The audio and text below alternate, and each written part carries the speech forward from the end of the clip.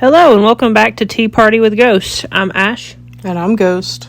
And what tea you drinking this week, Ghost? I have detox tea. What's in that? It's got Indian sarsaparilla root. Sarsaparilla? Yeah, maybe. Okay. Ginger root, burdock root, cardamom, black pepper, yellow dock root, cinnamon bark, licorice root, dandelion root, clove bud, juniper berry extract, and red clover. And it's supposed to, I guess, what it says, detox you. Try to, get rid of stuff in your body that, you don't need and whatnot. So, it's really good. Sounds interesting. Yeah. So, yeah, that's what it is. Well, I have lavender chamomile tea this week. Sounds good. Delicious. Yeah, that's one of my favorites, actually. Mm-hmm. So, what do you have for us this week? So this week I wanted to talk about the origins and history of tarot. Cool. I figured that was coming along sometime. Yeah, especially since I read tarot and know a little bit about it and sort of where it come from. So I guess we'll just jump right in. Yeah. Okay. So back when it first became a thing, did you know that it actually was not used for divination? I did, actually. Yeah, it was a playing card game. Yeah. And it was known as Triumphi, and then later as Taraki or Tarox. And it varies, like, when it actually became a thing. So it was anywhere between, like, the late 14th century and early 15th century. And they say that it first showed up in Italy as an Italian playing card deck. But from what I understand, it could have come from West Turkey as well. No one really knows. But yeah, and apparently there's still two types of tarot in circulation today, which is the card. I didn't know that. I knew the divination sets, but apparently the card game is still in circulation. I did not know that. Which, I mean, those of you out there who know, a regular pack of playing cards can be used for divination. I didn't know that either. Yeah. You can use just a standard set of playing cards for cartomancy, which is the technical term. Yeah. We should get some of the tarot playing cards and play. We should. Because I think it was... The way you played it was similar to Bridge? Is that right? I don't know. I think that's the name of it. I don't know much about Bridge. Okay, I think that's the one that it was similar to. You know, like, most common playing cards, the tarot has 4 suits, and each suit has 14 cards. And then you have, well, in addition to it, like, unlike standard playing card decks, they have an additional 22 cards, which is the full, and then what they call the 21 trump cards. So it's cards 0 through 21. Oh, okay. In like the occult sense, the early French occultists claimed that tarot cards actually had esoteric links to ancient Egypt, the Kabbalah, Indic Tantra, or the I Ching. Anyways, so, there's claims that the tarot cards or whatever had esoteric links before they actually became a divinatory tool. However, when you look at scholarly research, it states that tarot cards were invented in northern Italy in the mid-15th century, and they have confirmed that there is no historical evidence of any significant use of tarot cards for divination until the late 18th century. So what changed? We'll get to that. Okay. Jumping ahead. You're jumping ahead a little bit. But tarot cards, which were then known as, I think it's Taraki, they first appeared in Ferrara and Milan in northern Italy, with a full and 21 trumps, which was then called the Triumphi, being added to the standard Italian pack of 4 suits, which was the batons, coins, cups, and swords, which actually hasn't changed that much today because the 4 suits in a standard tarot deck is the wands, cups, pentacles, swords. So The first records of the cards actually entering Europe, the first records date to 1367 in Bern, and they appear to have spread very rapidly across the whole of Europe. And we can tell that based on the records of card games being banned, as you know, all good things are at some point in time. Yeah. Yeah. Did you know, just from listening to my podcast that I've been listening to, that sex toys were spreading like wildfire and stuff? Someone got pissed off because, God forbid women, have pleasure. Yeah. And so they banned sex toys from being sent through the mail. Huh. Yeah. Okay, of course it was. So a little bit more. Well, obviously, I stated earlier that the first documented tarot decks were recorded between 1440 and 1450 in Milan, Ferrara, Florence, and Bologna, when the additional trump cards with allegorical illustrations were added to the common four-suit pack. Apparently, they still have some of the original tarot cards that date back to the mid-15th century for the rulers of the Duchy of Milan. So the original tarot cards they still have? They have some of the oldest surviving are the 15 or so that word packs. That's that were cool. painted in the mid-15th century. Because, fun fact, back when they first became a thing and got popular, the cards were all actually hand-painted. And the number of decks produced is thought to have been small, because obviously that would have taken forever to hand-paint an entire deck of, what is it, like 78 cards or something? Yeah. Yeah. And then, after the invention of the printing press, they were able to mass produce these decks.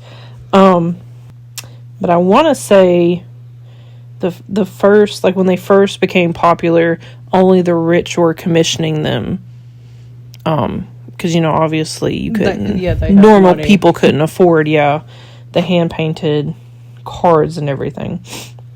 Don't you sometimes wish that we had, like, the money that we have now, and then we could go back in time and buy shit? Look, that'd be For so what it cost. cool. Yeah. It'd be great if we could buy, a 5-bedroom house for $3 like our like our grandparents did. Right? Oh, goodness.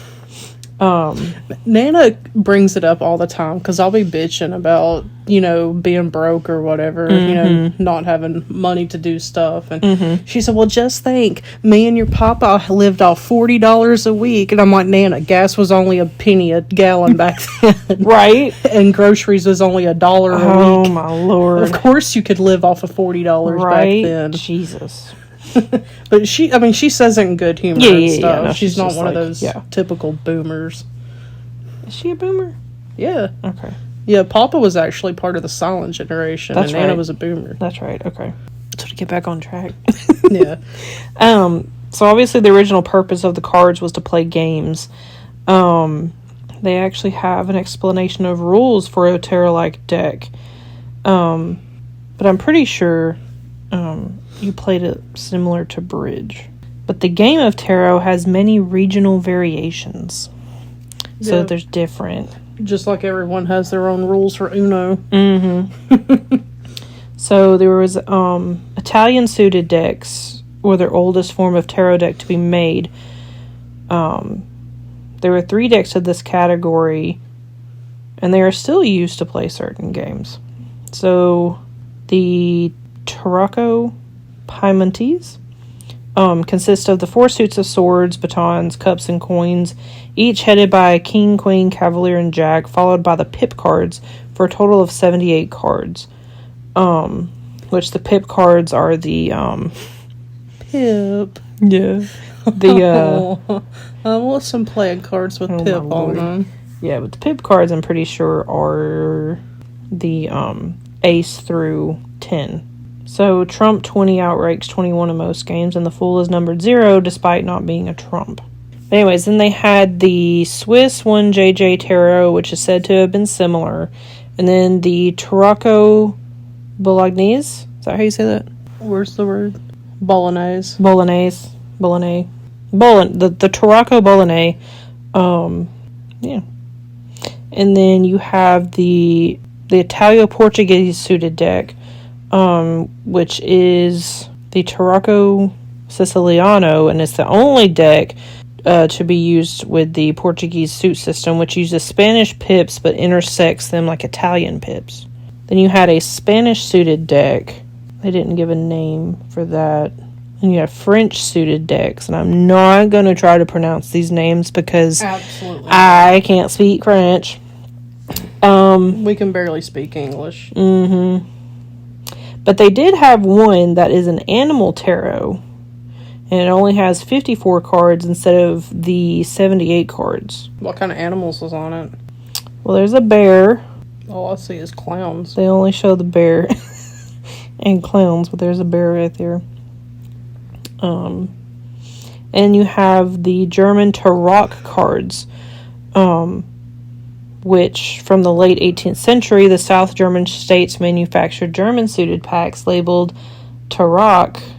And today these still survive as Tarot packs of the Bavarian and Franconian pattern. I don't really know what the pattern is. Now I want a donut because you said Bavarian. That's funny. But these decks only have 36 cards. So how is it like the same thing, but it has different amounts? I think they're... Like, would it have, like you said, different playing rules and stuff? I think so. Or? I think each one has a different, like, playing rule, because when you go back up to the Italian suited decks, there's different... they, like, replace certain things and swap them with other things. Yeah. So they all have to have different playing rules. But I don't know what the rules are, because no one tells you what the rules are. Or I couldn't find them anyways. But that's just a little brief history of that. But then you get into cartomancy, which is divination using cards. Mm-hmm. And the earliest evidence of a tarot deck used for cartomancy comes from an anonymous manuscript from around 1750, which documents rudimentary divinatory meanings for the cards of the Tarocco Bolognese. And then the popularization of esoteric tarot started with the Antoine Court and Jean-Baptiste Eliot. Jean-Baptiste Eliot. I can't do these French names, man. Well, anytime it's Jean, like what we would say is Jean. Okay. Yeah. In Paris during the 1780s, using the Tarot of Marseille. French tarot players abandoned the Marseille tarot in favor of the Tarot Nouveau around 1900, with the result that the Marseille pattern is now used mostly by cartomancers. Eliot was the first to produce a bespoke tarot deck specifically designed for occult purposes around 1789, in keeping with the unsubstantiated belief that such cards were derived from the Book of Thoth, which resulted in Eliot's tarot containing themes related to ancient Egypt. So with the modern day tarot deck, that's still a 78 card system, and they still have the two sections, so the trump cards and then your standard 52 playing deck. So the first set of 22 cards is now called the Major Arcana. Yeah. Mm-hmm. And that's the Fool's Journey. Yeah, the Fool's Journey. So you have the Fool card, and the other cards explain the journey that the Fool is going on. And then, which it's also called the Greater Secrets of the deck. Mm-hmm. Because in cartomancy, the Major Arcana represents bigger life events and bigger themes happening, right? Yeah.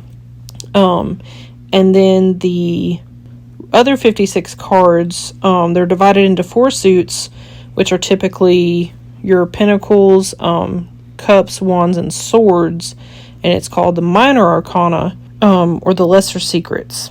But yeah, the terms Major and Minor Arcana were actually first used by, says he's also known as Paul Christian, and they are never used in relation to tarot card games. So apparently, as the occult interest in tarot expanded, it became more associated with the Kabbalah and the secrets of Hermetic mysticism. And by the end of the Victorian era, occultism and spiritualism had become popular pastimes for bored upper-class families. It wasn't uncommon to attend a house party and find a seance taking place or someone reading palms or tea leaves in the corner. Seance. Party hardy with the ghosties. So, which I feel like for modern day occultism, the most known deck is called the Rider-Waite deck. And it was British occultist Arthur Waite, who is a member of the Order of the Golden Dawn, which is a Hermetic order. And apparently a longtime nemesis of Aleister Crowley. Aleister Crowley. Crowley, yeah. Look, they need to make a movie, or Netflix or HBO needs to make a TV series about his life. I heard a podcast episode about him, and he was a lot. I know quite a bit about him now, and I've sort of skimmed through some of his work, and I want to do an episode about him, but I've got to figure out how to be not so biased because I don't like him. You know, you can say whatever about him, but goddamn, his life was crazy. It was something else, that's for sure. So anyways, Aleister Crowley, Jesus, what a man, who is also involved in the group and its various offshoots, which, fun fact, Aleister was actually in the Order of the Golden Dawn. They got into some beef, then he created his own ship. Yeah. So Waite got together with artist Pamela Coleman Smith, who is also a Golden Dawn member, and created the Rider-Waite Tarot deck, which was first published in 1909. At Waite's suggestion, Smith used the Solabusa, B-U-S-C-A. I don't know how to pronounce that. Busca, maybe? I don't know. Artwork for inspiration, and there are many similarities in the symbolism between that and Smith's final result. Smith was the first artist to use characters as representative images in the lower cards instead of showing merely a cluster of cups, coins, wands, or swords. Because, I think every single card actually has a character drawn on it. Smith incorporated human figures into the artwork, and the result is the iconic deck that every reader knows today. Which I have also heard that a lot of people were trying to get the deck renamed to the Waite-Smith deck because Arthur Waite, he got the idea to do this deck, but Pamela Smith was the one who created it. And so she should be named. Yeah. Because I don't know where the writer come from. I don't know. It's probably some man taking credit for something a woman did. Probably. But yeah, a lot of people actually refer to the deck as the Waite-Smith deck to acknowledge Smith's artwork. And yeah, so, nowadays they took the original Rider-Waite deck, and now you can find decks of all kinds and all imageries. Some decks are actually only used for decorations. Yeah. Not even to be practical. Okay, so let's go through the Fool's Journey very quickly, and then can give a brief overview of the Minor Arcana. Because there's a lot in the Minor Arcana. Yeah. So I'll just go over what the 4 suits represents. Okay, so the Fool's Journey obviously begins with the Fool, who is starting off a new journey, feeling excited, inspired, and free. However, they have no experience yet, and so they're unaware of the fact that they could be about to walk off the edge of a cliff, which, if you look in the imagery of the full card, it sort of looks like he's about to walk off a cliff, and there's a dog in the background barking at him, warning him. Yeah. They're naive when it comes to this new pursuit, but the energy is high, and they're full of good intentions. The Fool feels like they have a new opportunity, and they're hopeful about their ability to create anything they want. So they step into a new mindset of being the Magician, which is the first card in the Major Arcana of his own life, using everything they have available to them, which is a cup, pentacle, sword, and wand, to create their dream reality. They believe in magic and know that by co-creating with the universe, anything is possible. Through this exploration of metaphysical ability, they meet the High Priestess, who shows up in our journey when we start to discover the physical and spiritual world on a deeper level. She is the gatekeeper of our intuition, and she welcomes the Fool into a world of esoteric knowledge and divine wisdom. She teaches him that not everything which is real can be seen, and I think I've seen where the magician and the High Priestess are supposed to represent opposites. So, quote-unquote, the positive and the negative, even though there's not really positive and negative within the realm of tarot. As the Fool starts to question their path, their mother shows up as the Empress. She represents our connection with Mother Earth and embodies everything to do with our own fertility, nurturing ability, and abundance. Their father then appears as the Emperor, who sets rules and regulations to ensure that their path is safe and stable. They remind the Fool of the importance of traditions and structures which can stand the test of time and help to keep them grounded while they navigate this new level of spiritual awakening. The Fool looks for teachers who have gone before them to learn about spirituality in a more structured way, which is when they encounter the Hierophant, whichever way you want to say it.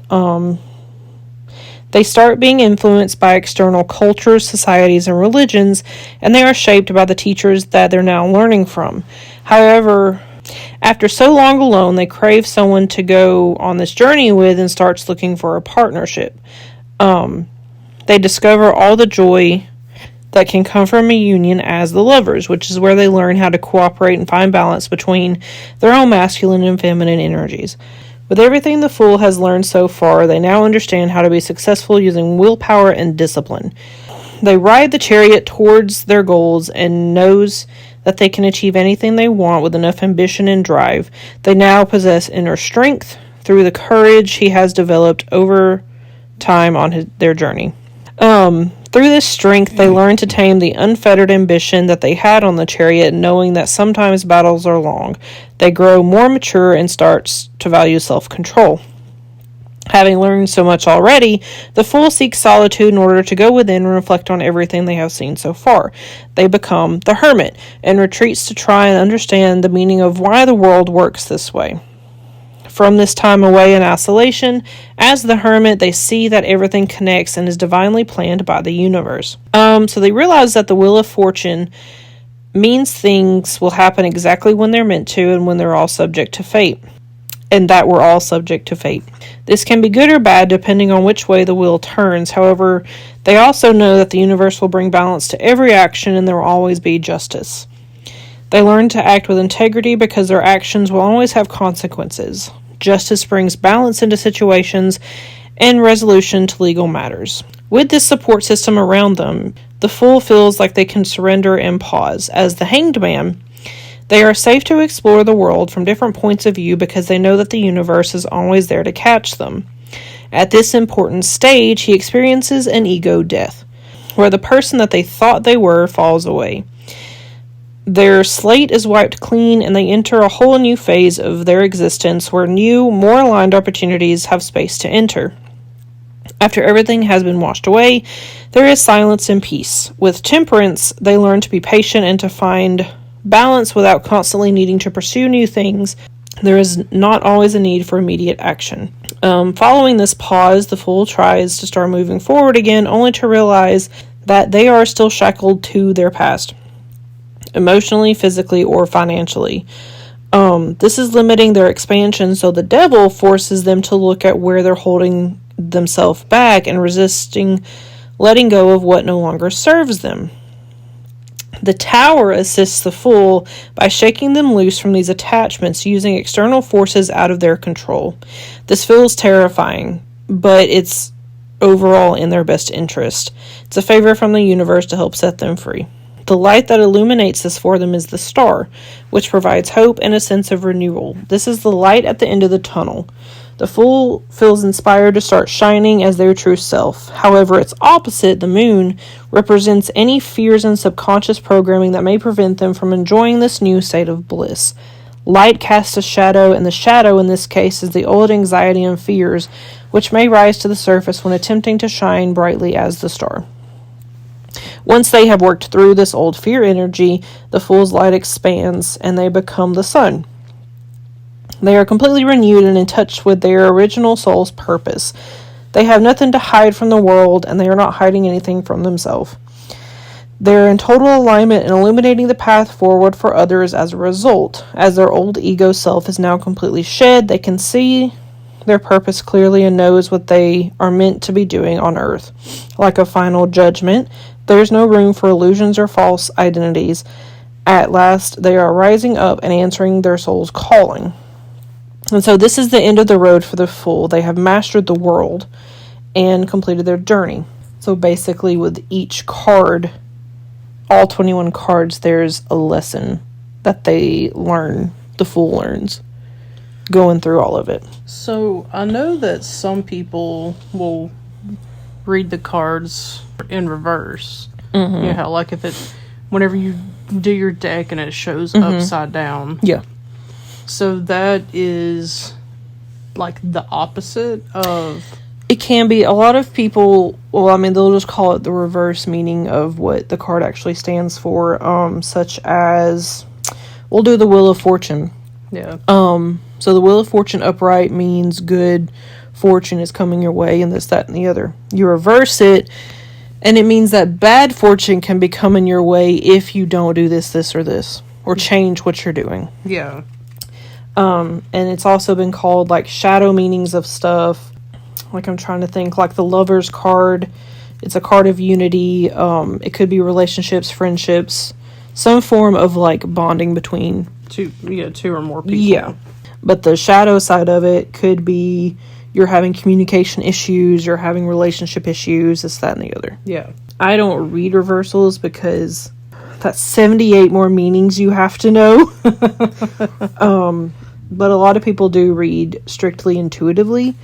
Yeah. So they don't go by what the traditional, Yeah. Whatever is. Well, you apply it to what is currently going on in your life. Like if you're reading for yourself. Yeah. Which I know if you're reading for someone else, you sort of have to then just go by your intuition about it. When we're talking about the minor arcana, so starting with the Suit of Cups. The Suit of Cups is associated with the element of water, which means that this suit deals with things on an emotional level of consciousness and are typically associated with love, feelings, relationships, and connections. The swords are represented by the element of air and deals with the mental level of consciousness that is centered around the mind and the intellect. The swords mirror the quality of mind present in your thoughts, attitudes, and beliefs, which swords can be double-edged, so, The Suit of Pentacles is associated with the element of earth and typically deals with the physical external level of consciousness and thus mirror the outer situations of your health, finances, work, and creativity. And the Suit of Wands is associated with the element of fire. And they are associated with primal energy, spirituality, inspiration, determination, strength, intuition, creativity, ambition, and expansion. So the minor arcana is basically just that. Like, it's the minor things in life that you can manipulate and... Yeah, all of that. That was a mouthful, but basically, nowadays the tarot tells a story versus when it was just used to play. Just to play a simple little card game. Yeah. And it's become so much more. I really want to know how they went from playing cards to divination tool. But when I was looking up like the history of tarot and stuff, I couldn't really find that connection. So, I don't know. If you know, let me know. Send me a link. Send us a link, something. And how did they send us a link? Well, all of our links on where to find us will be in the show notes, in our link tree. Cool. So. And send us pictures of your dogs or cats or any other animal. Yeah, we've showed you guys our dogs. Now show us your pets.